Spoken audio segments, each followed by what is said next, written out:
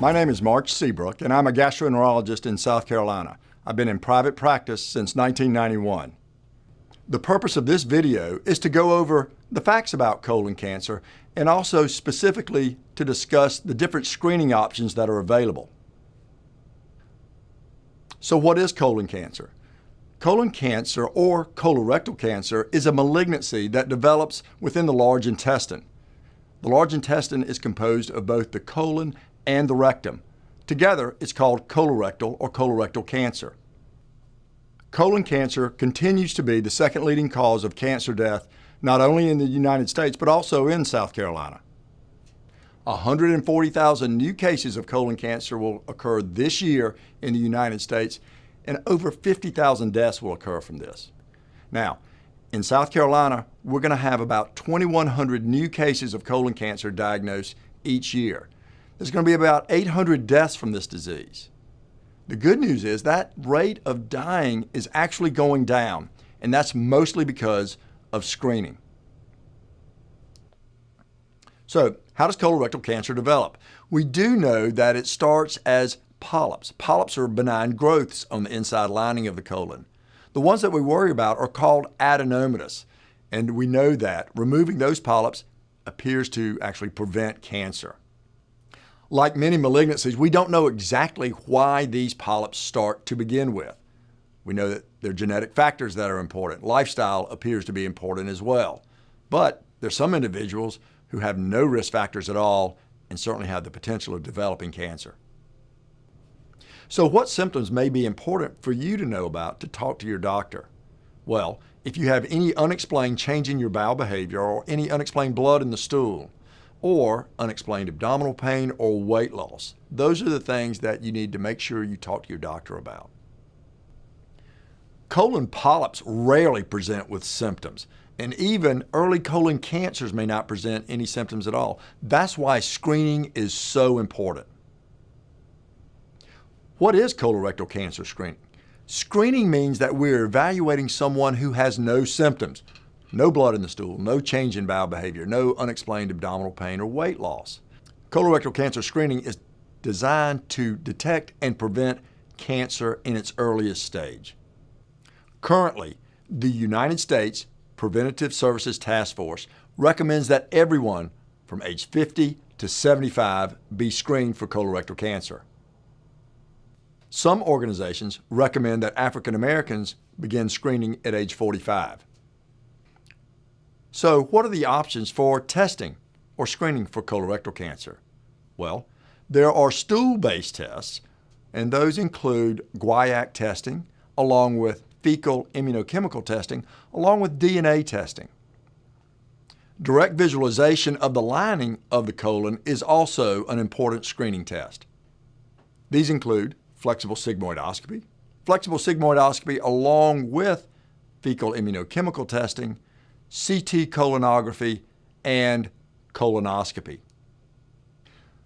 Stool-based tests are designed to detect blood in the stool or perhaps DNA from large polyps or especially early colon cancers. With occult blood tests, these are inexpensive, relatively easy, non-invasive, but must be repeated on an annual basis. If you have a positive stool test, colonoscopy is then recommended. When completed annually, stool-based tests do appear to be an effective test for early detection of cancers. For tests that actually visualize the lining of the colon, clearly colonoscopy is the best test to look at the entire colon and allows also the opportunity to remove any polyps that are identified. Colonoscopy actually allows us to prevent colon cancer by removing precancerous polyps. There are several important factors that go into a colonoscopy. One of the important factors is the preparation. It is very important that for us to get a good examination and evaluation of the entire colon, that having a well-prepared colon is going to be in everybody's best interest. Let's face it, there's nothing fun about a colon preparation. And according to your medical condition, the prep may vary, and actually there's a number of them out there, and it's up to you and your doctor to determine which one's best for you. But remember that following those instructions and getting well cleaned out is in everyone's best interest, so we can make sure that we see everything that needs to be evaluated. So we talked a little bit about preparation. So what can you expect? The day before the procedure is performed, we ask you to go on generally a liquid diet, clear liquids all day before the procedure. In addition, your preparation generally is split by at least a few hours or even up to 12 hours. Depending on the preparation that you're prescribed, we call it a split dose. You may take some early in the afternoon and some later in the evening, or even in the evening and the next morning prior to your procedure.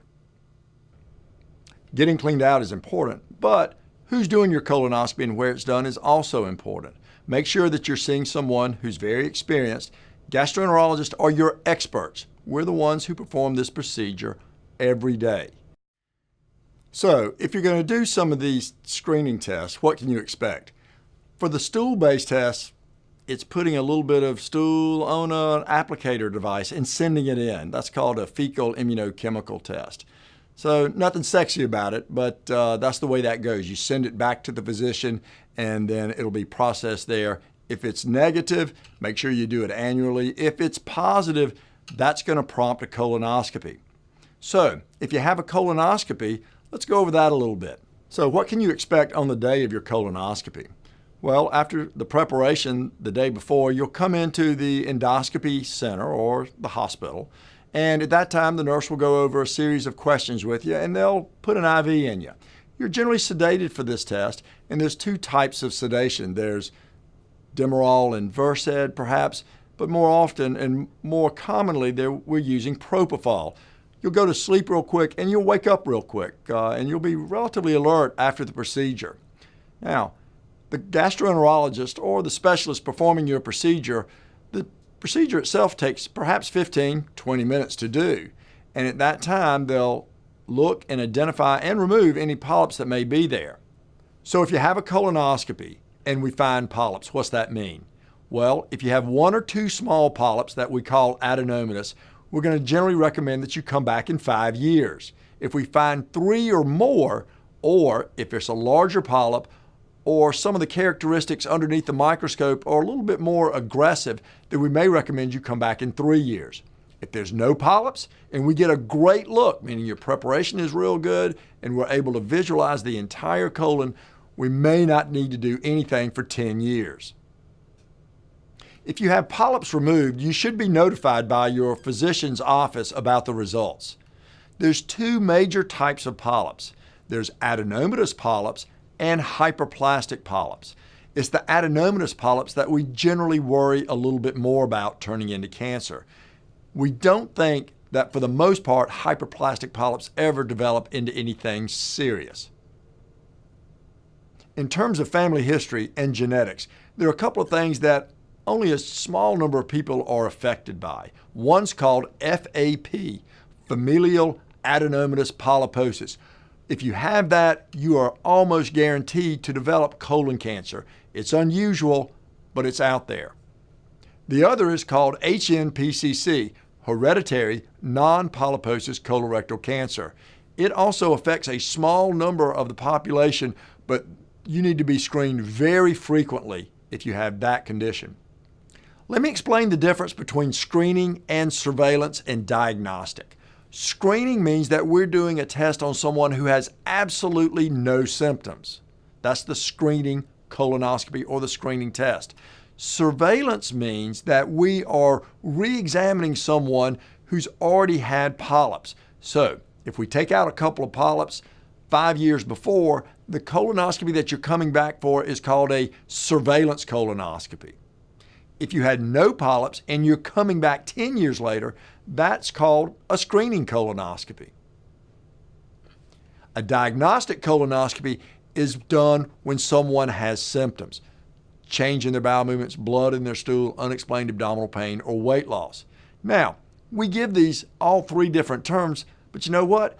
The procedure is exactly the same. The gastroenterologist performs the same procedure. You're sedated the same way. It's just that these terms are a little bit different and sometimes can be confusing. So, what if you're diagnosed with colorectal cancer?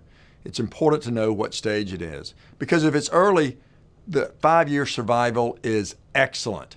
However, if it's found in later stages, those numbers go down. 2 of my best friends' fathers died of colon cancer. I watched them for 2 years as they suffered. I don't want this to happen to you. So, if it's time for you to be screened for colorectal cancer, what happens next?